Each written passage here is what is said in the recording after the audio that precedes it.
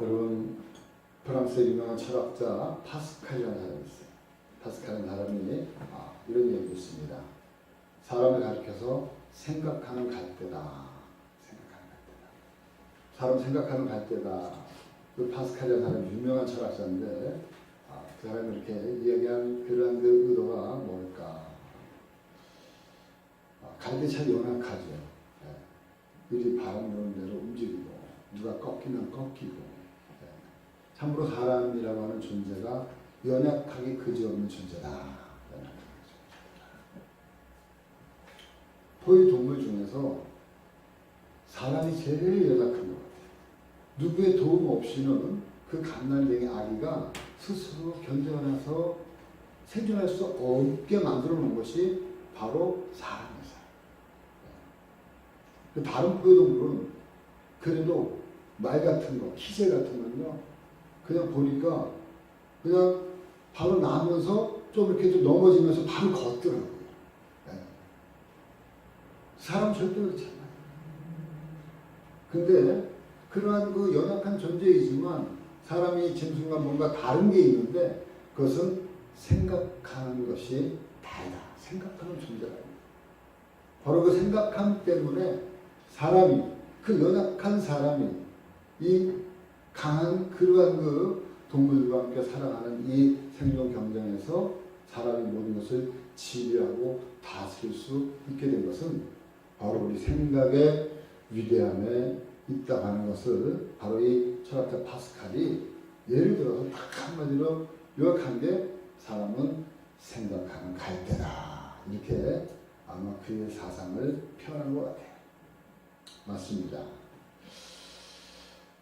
아까도 말씀드린 것처럼 우리 인간은 누구의 도움 없이 살아갈 수 없는 그러한 그 연약하기 그전의 존재예요. 그러나 우리가 이 세상을 정복하고 다스리고 통치할 수 있는 것은 바로 우리의 생각 때문입니다. 그 생각을 우리는 다른 말로 마음이라고 해요. 하나님은 우리의 마음을 창조하셨어요. 할렐루야. 하나님의 생각, 하나님의 마음이 있는 분이기 때문에 하나님의 생각으로, 하나님의 마음으로, 하나님의 형상대로 우리를 창조하셨는데 우리의 생각과 우리의 마음도 하나님이 창조하셨다. 그렇기 때문에 하나님 우리의 마음의 구조를 가장 잘 알고 있는 거예요. 왜? 그분이 만들었으니까 우리 마음을. 우리의 마음을 그분이 만들었기 때문에 그분이 가장 우리의 구조를 잘 알고 있는 거예요. 그래서 우리 이 마음에서 모든 것이 출발한다. 그 많은 사람들이 뭐 불교든 또 다른 종교든 철학이든 그런 얘기 많이 하는 사람 생각하기 나름이야. 생각 맞습니다. 틀리다니. 바로 마음에서 모든 것이 출발해요. 어떤 마음을 갖고 있느냐가 참 중요합니다.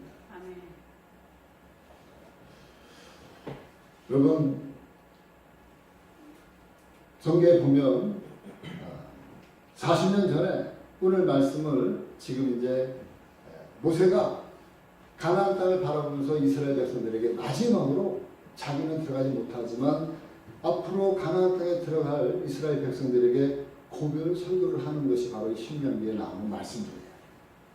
마지막 설교를 하는데 바로 이 40년 전에, 이 설교를 하기 40년 전에 처음에 애굽에서 출발해가지고 가나안 땅에 바로 1년 만에 왔어요. 가나안 땅 들어가기 바로 앞에 똑같은 장소에서 40년 전에 바로 이 모세가 가나안 땅에 정탐꾼을 보냈어요.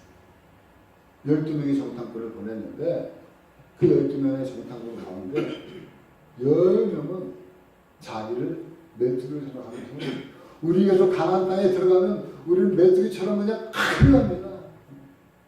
거기 가보니까 정탐으로 가니까 그 가나안 땅에는 거대한 사람 네피림의 숙속 자손들이 거기서 살고 있고 거기는 여러 가지 어떠한 그 생명공학 이런 것들이 발달돼가지고 포도 한 송이를 갖다가 두 사람이 메고 다니는 거예요.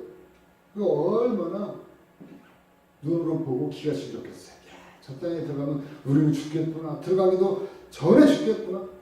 근데 자기의 존재들을 메뚜기로 보고 근데 똑같은 환경을 보고 똑같은 상황을 보고 왔음에도 불구하고 그 12명 중에 두 사람은 다른 복을 한 거예요.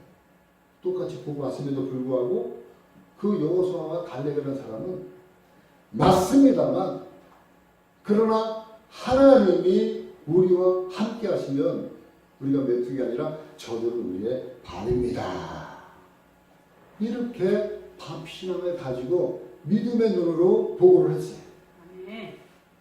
결국에는 결과론적으로 40년 후가 지났을 때 바로 그 가나안 땅에 들어갈 수 있게 된 사람들은 믿음의 보고를 했던 여호수아와 갈렙이 두 사람만 들어갈 수 있었고, 나머지 모든 그 소리를 듣고요, 하나님을 원망하고 모세를 원망했던 모든 그 백성들의 사람들은 광야 40년 동안에 다 멸망하고 죽고 말았던 거예요. 바로 이 단편적인 그러한 그 이야기가 바로 우리의 마음, 믿음의 구조를 가장 잘 대변해주고 있고 표현해주고 있는 말씀이라는 거예요. 그 말씀이 어떻게 기록되어 있느냐, 우리 민수기 14장 34절로부터 38절 말씀까지 한번 읽어보도록 하겠습니다. 시작. 너희는 땅을 정탐한 날씨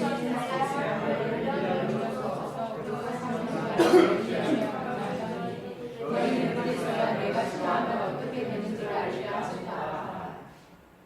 나 여호와가 말하거니와 모여 나를 거역하는 이 악한 온 회중에게 내가 반드시 이같이 행하리니 그들이 광야에서 소를 베어 거기서 죽으리라. 모세의 권능을 갖고 땅을 정탐하고 돌아와서 그 땅을 악함하여 온 회중이 모세를 원망하게 한 사람, 곧 그 땅에 대하여 악함한 자들은 여호와 앞에서 재앙으로 죽었고, 그 땅을 정탐하러 갔던 사람들 중에서 오직 눈의 아들 여호수아와 눈의 아들 갈렙을 생각합니다. 아멘. 네. 가장 하나님이 싫어하는 것은요, 이렇게 믿음 없는 사람들의 마음을 하나님 가장 싫어하는 거예요. 결국 믿음으로 말하고 믿음의 눈을 가진 사람들만이 승리할 수 있다는 사실을 성경은 우리에게 가르쳐주고 있습니다. 이제 40년 광야 생활을 마치고 가나안을 향해서 서 있는 백성들, 40년 전에는 그렇게 자기들이 메뚜기로 생각하고 믿음 없는 그러한 것을 했던 이 백성들이 이제 40년 광야 생활을 마치면서 이제 모세가 그들의 생각과 마음을 정리해주고 있는 거예요. 그리고 백성들의 마음 상태를 다시 한 번 더 점검해주고 있는 말씀이 바로 오늘 말씀이에요. 그래서 첫 번째, 모세가 오늘 한 말은 너희들의 마음의 자세가 어떠한가, 마음의 자세를 한번 너희들이 해봐라. 오늘 말씀 그 말씀이에요. 신명기 8장 2절에서 3절 말씀 한번 읽어보겠습니다. 시작. 내 하나님 여호와께서 이 40년 동안에 내게 광야를 걷게 하신 것을 기억하라. 이는 너를 낮으시며 너를 시험하사 내 마음에 어떠하는 여기 보니까 내 마음이 어떠한지, 내 마음이 어떠한지, 그 명령을 지키는지 안 지키는지, 믿음으로 가는지 안 가는지, 내가 너희의 마음을 내가 알려고 한다 하면서 3절 말씀 시작. 너를 다시며 너를 주님께 하시며 또 너와 제국하며 내 전을 좋아하지 못하던 만나를 내게 먹이신 것을 사랑의 떡으로 만나는 여호와께서 나온 모든 말씀으로 너희를 아멘. 우리 마음의 자세의 핵심 포인트는 뭐냐? 여기 지금 말씀이에요. 어떤 말씀이에요? 사람이 떡으로만 사는 것이 아니고 오직 여호와의 입에서 나오는 말씀으로 살아가는 것임을 우리 마음속에 다 새겨야 된다. 아멘. 40년 동안에 너희들이 경험한 것을, 겪은 것을 이 모세는 딱 이 말씀으로 요약을 하고 있는 거예요. 여러분, 사람은 떡으로만 사는 존재가 아닌 줄 믿습니다. 아멘. 베드로가 직업이 뭐예요? 나면서부터 바닷가에서 살아가죠. 아주 낚시하는 데는 전문가죠. 여러분, 낚시하러 가면 저는 낚시를 잘 못하지만 물이 호수나 이런데 가운데 있잖아요. 항상 수초가 있는 가생 위에 물들이 이렇게 모여 살아요. 그래서 고기를 잡으면 가생에서 고기를 잡고 해요. 그 베드로가 그걸 모를 리가 없잖아요. 근데 밤이 맞도록 베드로가 물고기를 한 마리 못 잡은 거예요. 그래가지고 이렇게 고기가 오늘 안 잡히나? 근데 예수님이 베드로에게 와서 베드로야, 네가 배를 가지고 그 호수 가운데에 그물을 던져라. 그러니까 베드로가 이 물고기 잡는 전문가 아니에요? 아, 예수님 무슨 소리예요? 이 호수 가운데에 던지면 물고기는 그냥 뭐 아무것도 못 찾습니다. 네? 뭔 말씀하시는 거예요? 이렇게 반문할 수도 있었음에도 불구하고 베드로가 예, 예수님 분부대로 하겠습니다. 말씀에 의지해서 내가 그물을 내리겠습니다 하고 그 호수 중앙에 가가지고 그물을 내던졌어요. 근데 그물에 물고기가 많이 잡혔어요? 안 잡혔어요? 많이 잡혔어요. 많이 잡혔어요. 많이 잡혔어요. 너무 많이 잡혀가지고 저희는 베드로에 있는 친구들에게 야, 이리 와라, 우리 같이 그물을 당기자. 그래가지고 엄청난 많은 그러한 물고기를 잡았다는 그러한 이야기. 바로 우리의 생각, 우리의 전문성 이런 것을 잊지만 그럼에도 불구하고 하나님의 말씀에 의지할 때 하나님의 역사는 바로 우리의 삶 속에 일어나게 된다는 사실입니다. 아멘. 여러분, 하나님의 입에서 나오는 말씀은 정확해요. 아멘. 하나님의 말씀은 거짓이 없어요. 하나님의 말씀은 진리예요. 하나님의 말씀은 생명이에요. 하나님의 말씀은 능력이에요. 하나님의 말씀은 권능이에요. 아멘. 하나님의 말씀은 능치 못하심이 없습니다. 아멘. 처녀가 잉태에 아들을 낳는다. 이걸 갖다가 어떻게 믿겠어요? 근데 처녀가 아들을 낳았어요. 그분이 누구세요? 예수 그리스도. 예수님. 마리아 그걸 알지 못했어요. 믿지 못했어요. 그리고 약혼했던 요셉도 그 약혼한 것을 조용히 끊고자 했어요. 왜? 이스라엘에서는 결혼하지 않은 사람이 아이를 가지면 그는 가늠한 사람으로 돌로 쳐 죽이니까 자기랑 정혼했던 그 마리아가 임신했다는 사실을 알면 큰일 나니까 그냥 조용히 떠나버렸어요. 그럴 때 하나님이 요셉의 꿈속에서 나타났어요. 요셉아, 내가 청혼한 여인 마리아는 바로 성령으로 아들을 잉태한 자다. 그러니까 이 말씀은 이미 예수님이 이 땅에 오시기 700년 전 우리가 잘 아는 이사야 7장 14절 말씀에 처녀가 아들을 낳으니 그 이름을 임마누엘이라 하리라. 바로 이 말씀의 성취예요. 이 말씀뿐만 아니라 여러분 잘 아는 아브라함이 몇 세에 이삭을 낳았어요? 100세. 아브라함도 믿지 못했어요. 또 아브라함의 아내도 믿지 못했어요. 성경이기 때문에 믿었다가 아니에요. 그러니까 저들이 성경에는 사실 그대로 말씀하고 있어요. 아브라함은 못 믿고 그리고 그 아내인 사람은 못 믿었어요. 그때 천사가 아직 그 말할 때 속으로 피식 웃었어요. 그 하나님이 그 마음으로 웃는 걸 딱 보시고요. 사라야도 웃었지. 깜짝 놀랐어요. 안 웃었는데요? 너 웃었어. 성경에 보면 별 얘기 다 있어. 하나님은 우리의 마음을 다 깨뜨려 보고 있기 때문에 그 이야기를 하고 있는 거예요. 성경에 그렇게 기록하고 있는 거예요. 그래서 그 아들의 이름을 뭐로 지었다? 이삭으로 지었다. 이삭의 뜻이 뭐라 그랬어요? 웃음이에요. 웃음. 이삭이라는 말 뜻이 웃음. 그래서 아브라함과 사라가 그 100세에 낳은 아들 이삭을 부를 때마다 이삭아 이렇게 부른 게 뭐를 부른 거예요? 우리말로 얘기하면 웃음아. 우리나라 말 웃음이라고 하는 말이 이름 들어봤어요? 미소라는 말을 들어봤어도 웃음이라는 말은 못 들어봤어요. 그러니까 아브라함이 자신을 부를 때마다 사라가 아들을 부를 때마다 웃음아 웃음아. 그 웃음아 그 소리에는 뭐가 있는 거예요? 내가 하나님을 비웃었지. 비웃으면 안 되겠구나. 그 믿음으로 그 믿음으로 부를 때마다 자기가 하나님을 비웃었던 것이 생각나면서 그 아들 이삭도 절대로 난 하나님 비웃으면 안 되겠다. 그러니까 이삭의 별명이 뭐예요? 순종이에요, 순종. 이삭의 삶은 평탄한 삶을 살았던 그 순종의 삶을 이삭이 잘 살았던 거예요. 왜? 자기 이름이 그렇게 지어졌으니까. 여러분, 성경에는 그런 이야기들로 가득 차 있어요. 그런 이야기.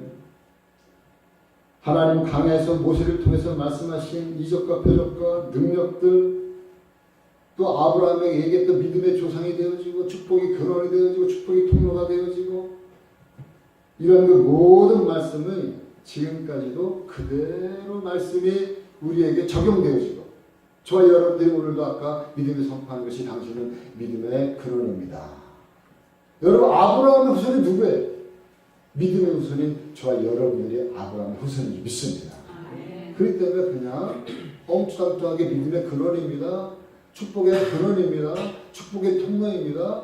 이렇게 선포하는 것은 그냥 얘기하는 게 아니라 하나님의 약속의 말씀이 있기 때문에 저와 여러분들이 그 말씀을 믿고 선포하고 나아가면 내가 바로 축복이 근원될 줄 믿습니다.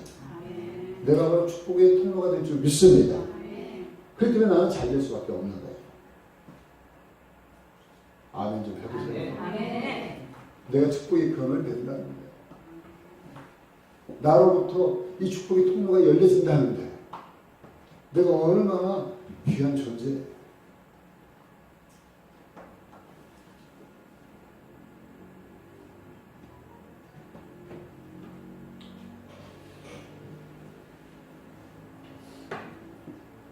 사람이 떡으로만 사는 존재가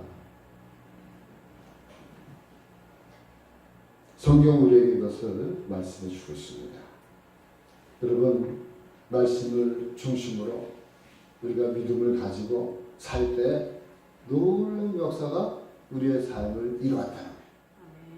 그것은 우리의 믿음의 선배들을 통해서 우리가 똑똑히 눈으로 볼 수 있고 이것이 믿음의 역사고 이것이 기독교의 살아있는 신앙이고 믿음이에요.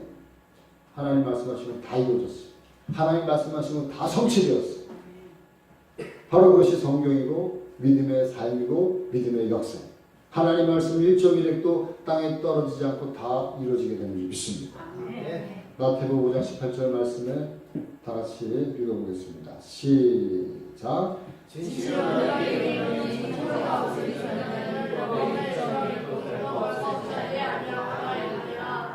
예. 1.1핵도 하나님이 하신 약속의 말씀, 이 성경에 약속하고 있는 이 말씀은 1.1핵도 떨어지지 않는다. 그래서 성경에서 늘 나오는 말씀이 어떤 말씀이냐면 성경에 이루신 말씀을 하신 말씀을 이루려 하시니라. 항상 보면 신약 성경에 나오는 말씀이죠. 이것은 성경에 하신 말씀을 이루려 하십니다. 그러니까 하나님의 말씀은 땅에 떨어지지 않는 거예요.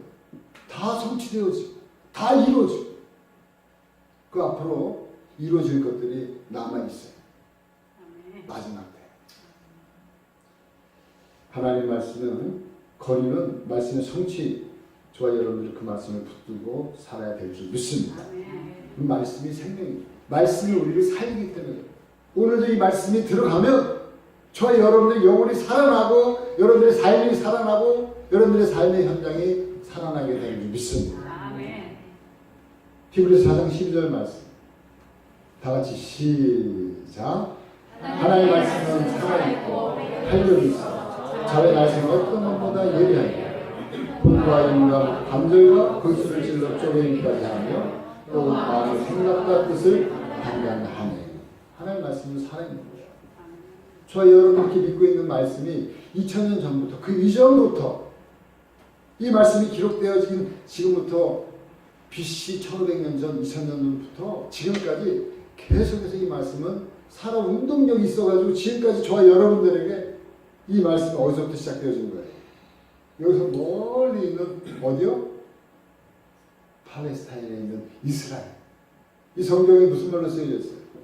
구약 성경은 히브리어, 신약 성경은 그리스만. 그러니까 우리랑 관계없는 아주 멀리 있는 그런 곳에서 이 말씀이 기록되어졌고 이 말씀이 전파되어지면서 2000년 동안 3000년 동안 지구 한 바퀴 돌면서 유럽으로 가고 그 유럽으로 전파된 말씀은 다시 아메리카 대륙으로 가고 아메리카 대륙으로 갔던 이 말씀이 다시 태평양을 건너서 어디로 온 거예요? 150년 전에 이 대한민국 땅에 오게 되어진 거예요. 바로 그 말씀이 오늘도 사회 역사에서 이 복음의 불모지되었던 이 복음의 불이 없어 대한민국의 십자가가 단 하나도 없었던 이 어두운 땅에 이 복음의 말씀이 들어왔을 때 지금 150년이 지난 이 땅에 여러분 잘 아는 것처럼 공항에서 내리면 서울에서 가장 많이 보이는 게 뭐예요? 십자가요? 십자가. 이게 복된 나라인 줄 믿습니다. 이게 보이는 나라예요. 대한민국에 십자가가 있는 한 하나님이 붙들고 하나님이 지켜주시는 줄 믿습니다. 하나님의 말씀. 하나님의 말씀은 뻗어가는 거예요. 생명력이 있는 거예요. 그 말씀은 죽은 영혼을 살리는 거예요. 그 말씀은 실패와 좌절과 절망에서 우리를 그 말씀으로 인해서 구원해내는 거예요. 시리에 빠져있고 좌절이 있던 사람 그 한 말씀 붙잡고 살아남은 많은 그러한 기업인들, 실업인들이 우리 주변에서 얼마나든지 많이 볼 수가 있는 거예요. 바로 이것이 광야 삶의 결론이에요. 뭐예요? 사람이 다 같이 시작. 사람이 떡으로만 사는 것이 아니라 여호와의 입에서 나오는 말씀으로 사는 것입니다. 아멘. 여러분들이 이 말씀을 여러분들의 마음속에 간직하고 여러분들이 일생을 살아갈 때 하나님의 놀라운 은혜와 축복이 여러분들의 삶을 이끌어 가실 줄 믿습니다. 두 번째 이 모세가 지금 백성들에게 점검할 마음이 뭐냐? 바로 교만이에요. 교만. 신명기 8장 12절 말씀부터 14절 말씀 한번 읽어보겠습니다. 시작.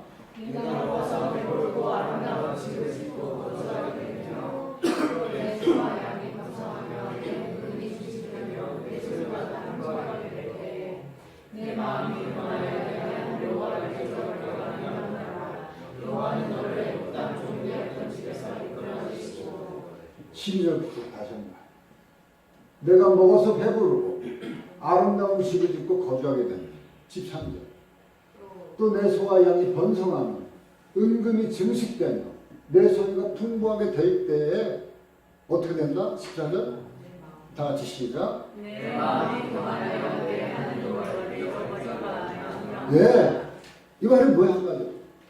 내가 배고플 때, 어려울 때, 힘들 때 하나님 열심히 믿고 의지하고 말씀 중심으로 살아왔지만 그러나 너희 마음이 이제는 배부르고 등 따시고 그리고 잘 나가고 성공하고 이제는 먹고 살만 하니까 어떻게 된다? 내 마음이 교만하여 내 하나님 여호와를 잊어버릴까 염려하노라. 모세는 이러한 이스라엘 백성들의 교만함을 염려하고 있는 거예요. 사람이요, 괴물이 옳지 있어야 됩니다. 등 따시고 배부르고 그리고 잘 살게 돼 성공하고 요즘 말로 잘 나가면 하나님이 잊어버려요. 그리고 내가 잘나고 내가 똑똑해서 내가 잘해가지고 내 능력으로 내 힘으로 그렇게 된 줄 착각하고 있는 거예요. 그럴 때 모세는 다시 한번 이스라엘 백성들에게 너의 이 오늘날 삶유서를 이야기해 주세요. 네가 오늘 있기까지 어떻게 있었는지를 이야기해 주고 있어요. 14절 말씀, 15절 말씀부터 다 같이 시작. 너를 인도하여 강대하고 위험한 알라 14절 끝에 여호와는 너를 시작. 여호와는 너를 애굽 땅 종되었던 집에서 이끌어내시고 너를 인도하여 강대하고 위험한 광야하고 불멸과 사기를 내고 운명을 단조한 땅을 지나게 하셨으며 또 너를 위하여 16절. 내 조상들과 알지 못하던 나를 향해서 내게 거두되었으니 그는 나를 낮추며 너를 시험하사 마침내 내게 보여주라 네, 보니까 너가 애굽 땅 종되었던 곳에서부터 홍해 바다를 건너가지고 광야를 거치면서 불뱀과 전갈이 있고 거기에는 물이 없어가지고 간조해서 너희들이 반석에서 물을 내고 하나님이 낮에는 구름 기둥으로 너무 더워서 밤에는 너무 추워서 불 기둥으로 구름 기둥 불 기둥으로 40년 동안 한결같이 일하고 하늘에서 만나를 내려서 너희들이 굶주리지 않게 하고 발이 부르지 않게 하고 하나님은 너희들을 여기까지 먹이고 입히고 인도해요. 그거는 이 말씀을 지금 쭉 하고 있는 거예요. 근데 그러한 그 염려스러운 마음이 생길까? 모세는 높아지면서 이야기를 하고 있어요. 여러분, 참으로 광야라는 게 그렇게 만만한 세상, 만만한 그러한 그 곳이 아니에요. 광야는 뭐예요? 세상이에요. 여러분들의 삶이에요. 여러분들이 이제 부모님 밑에서 이제 여기 보니까 전부 다 제일 저학년이 우리 경찰인데 부모님 밑에서 이렇게 잘 자라요. 네? 부모님 수고해서 열심히 잘 자랍니다. 그리고 이제 고등학교 졸업하고 이제 대학 들어갈 때부터 문제에 올라가. 네? 대학에 입시하면 또 입시하면 끝이니까 입시 끝나면 뭐예요? 대학 다니면 대학 졸업할 때는 또 뭐가 있어요? 취업 바로 나오잖아요. 우리나라처럼 취업이 이게 극심한 데가 없어요. 네? 요즘은 대학교에 축제가 없어요. 왜 전부 다 3학년, 4학년 되면 이 취업 때문에 공부하느라고 도서관이면 그냥 막 극찬다는 거예요. 취업자가 제일 그래서 지금 새로운 정부가 들어서가지고 가장 먼저 캐치프레이즈가 뭐예요? 청년 일자리. 이게 지금 완전히 국가적으로 그대로 위기라는 거예요. 일자리가 너무 없으니까. 그래서 여러분들이 지금 청년 실업을 위해서, 청년 취업을 위해서 이렇게 기도하고 있잖아요. 또 취업하면 뭐예요? 취업하면 여름에 끝납니까? 그렇지 않아요. 이제 또 배우자를 만나야 돼요. 배우자를 만나 결혼하게 되면 또 자녀를 낳는데 요즘에는 자녀 하나 키우면은 몇 억, 둘 낳으면 몇 억. 이 자녀 낳는 게 돈이랑 연결되어지니까 자녀를 안 낳는 거예요. 네? 점점 인구가 줄어들어요. 어떤 통계에 보니까 앞으로 2050년이가 되면 대한민국 인구가 완전히 없어져가지고 한국이 없다는 거예요. 또 통계. 이 세상이 그렇게 녹록한 그런 세상이 아니에요. 먹고 살기가 힘든 세상이에요. 어려운 세상이에요. 물이 없어가지고 늘 간주한 그러한 그 메마른 인생, 그러한 인생길이 우리 앞에 놓여져 있음에도 불구하고 제가 살아온 삶을 돌이켜보는데 하나님의 인도하심을 지금까지 저는 살아온 줄 믿습니다. 하나님의 도우심으로 저는 여태까지 살아왔어요. 하루하루 시간시간 돌이켜보건대 하나님의 도우심과 하나님의 은혜 없이는 단 하루도 어떻게 살아올 수가 없을 것 같아요. 나의 나됨은 전적으로 하나님의 은혜로 되어진 것임을 저는 여러분들이 고백해요. 나의 보고 알고 서는 것, 나의 보고 듣고 말하는 것, 여러분 먹고 마시고 배설하는 것, 이게 자연스러운 것 같아도 그렇게 하지 못하는 사람들이 있어요. 여러분들이 잘하고 있는 거. 우리 교회에서도 같이 움직이는 거. 그분은요 배설하는 게 문제이기 때문에 지금 교회를 못 나오는 거예요. 배설하는 게. 왜? 기별이 없어요. 뇌신경이 없으니까 그냥 소변을 분간을 못하는, 소변은 소변줄을 타가지고 그냥 늘 소변줄 타고 나와요. 근데 대변이 문제예요. 기별이 없으니까 언제 그것이 대변이 나올지 모르기 때문에 교회를 올 수가 없는 거예요. 그러니까 예배 맞춰서 제가 가는 거예요. 근데 그걸 처음부터 그랬느냐? 그렇지 않았어요. 얼마 전까지만 해도 대변은 기별이 있었어요. 얼마 전. 그러나 또 수술했잖아요. 그 또 수술하고 나서부터 그다음부터 더 심하게 소화 기능이 없어지니까 소화 기능이 없어져요. 쓸개를 잘라낸 이후로 더 기능이 없어지는 거예요. 그분이 마음대로 일어설 수 있습니까? 일어서지 못해요. 척추가 마비되니까 늘 평생 앉아서 사는 거예요.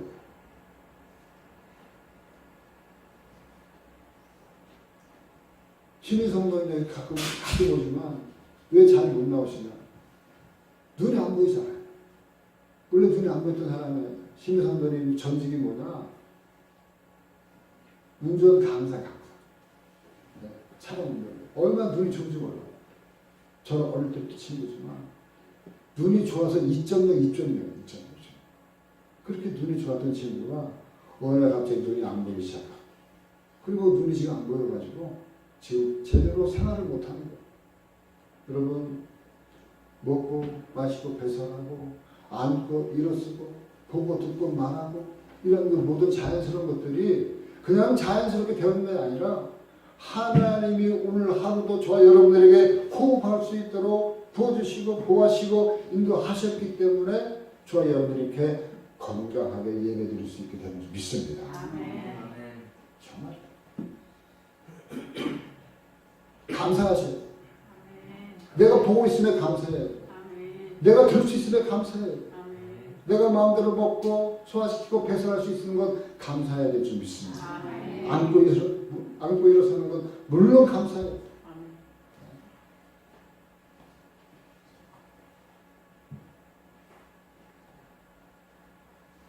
그래서 모세는 자기 삶을 돌아보면서 이스라엘 백성들을 어떻게 인도해 오셨는지 바로 이스라엘 백성들에게 다시 한번 경각심을 높이면서 이야기하고 있습니다. 신명기 32장 10절 말씀, 11절 말씀, 12절 말씀 한번 읽어보겠습니다. 시작. 여호와께서 그를 황무지에서 중진이 부르짖는 광야에서 만나시고 회개하시며 구호하시며 자기의 누군가 다시 시키셨도다. 마치 독수리가 자기의 보금자리를 어지럽게 하며 자기의 새끼를 위해 끌어올리며 그의 날개를 펴서 새끼를 받으며 그의 날개에 그것을 얻은 것 같이 여호와께서 홀로 그를 인도하시고 그와 함께 가는 중이 없었도다. 10절 말씀 보니까 어떻게 인도하셨다고요?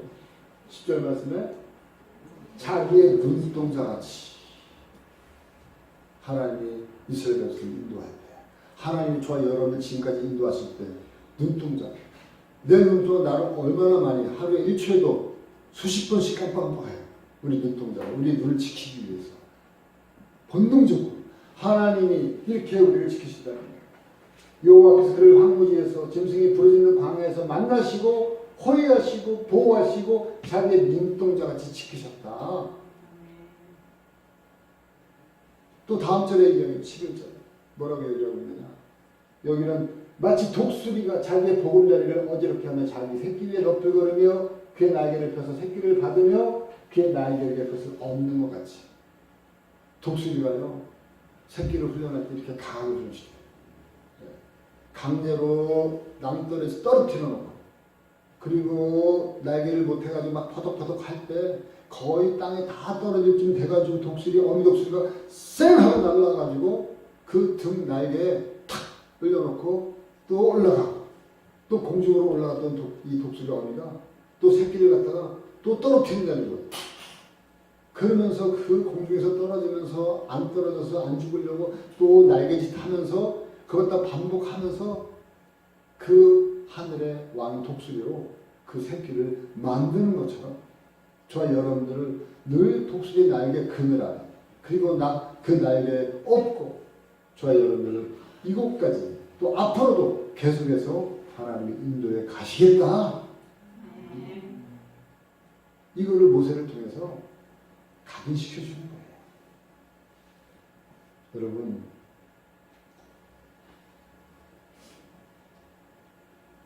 하나님이 이렇게 이곳까지 이렇게 인도하시고 훈련시키시고 그리고 보호하시고 지키셨는데 혹이 백성들 마음속에 못된 마음이 살짝 들어와 있는 것을 또 하나님 보시는 거예요.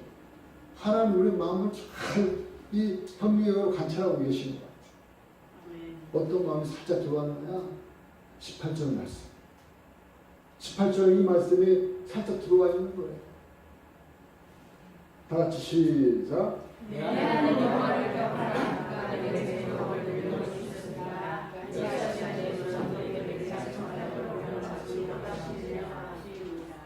어떤 마음이 들어와 있어요?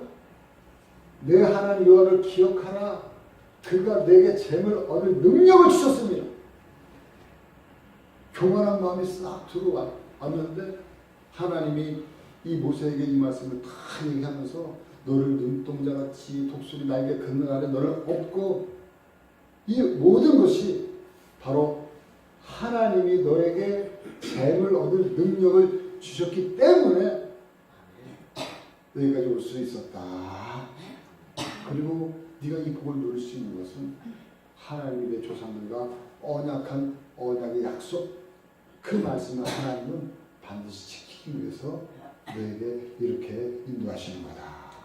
저와 여러분들이 하나님의 말씀 떡으로만 사는 게 아니라 여호와 입에서 나오는 말씀을 그리고 교만하지 않게 하려 하나님이 이렇게 저를 인도하시는 거예요. 우리가 믿는 하나님 참으로 신실한 하나님 언약의 하나님인 줄 믿습니다.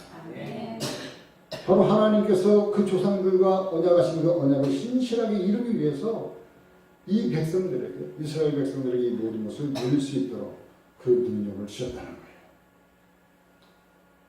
아까 말씀한 것처럼 그 조상들과 언약한 게 그 언약이 뭐예요? 창세기 12장 2절 3절 말씀이에요.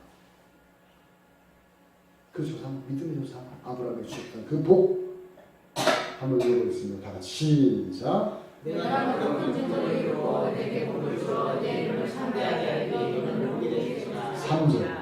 너를 축복하는 자에게 내가 복을 내리고 너를 저주하는 자에게 내가 저주하니 땅의 모든 족속이 너로 말미암아 복을 주시리라. 그래요. 너는 복의 근원이고 너는 복의 통로다.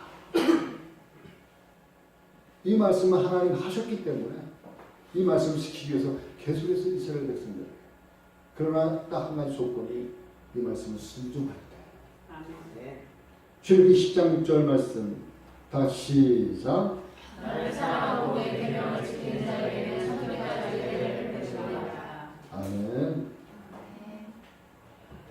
이렇게 계속해서 말씀에도 불구하고 마지막 경고로 오늘 말씀 마무리하고 있는 거예요. 모세가 이렇게 계속해서 말씀하고 있음에도 불구하고 이스라엘 백성들이 혹여나 정신 차리지 못할까봐 이 말씀을 벌로 생각할까봐 결론적으로 20장 19절 20절 말씀 이렇게 이야기하고 있는 거예요. 다 같이 시작.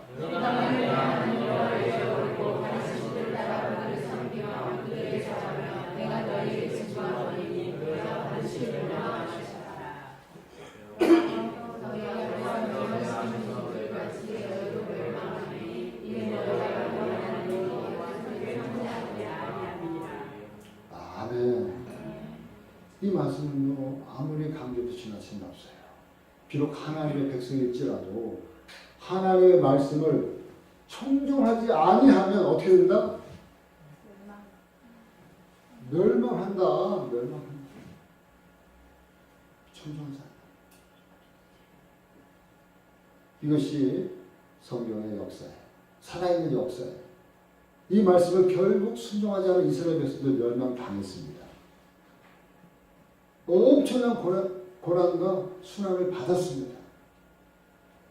그래서 유대인이라는 민족은 이 지구상에서 나라가 없어져 버렸어요.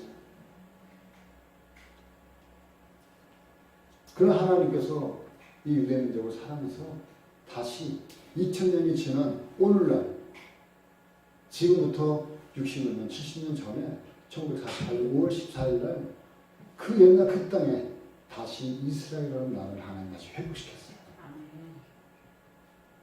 이게 살아있는 역사예요.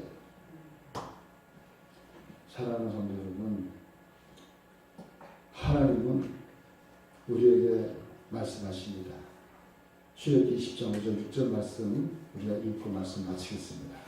다 같이 시작. 그들에게 저주를 하며 그것을 지키지 말라. 내 하나님 여호와는 지존하는 하나님이시되 다른 명하는 자의 죄를 받게 아버지보다 그에게로 성자를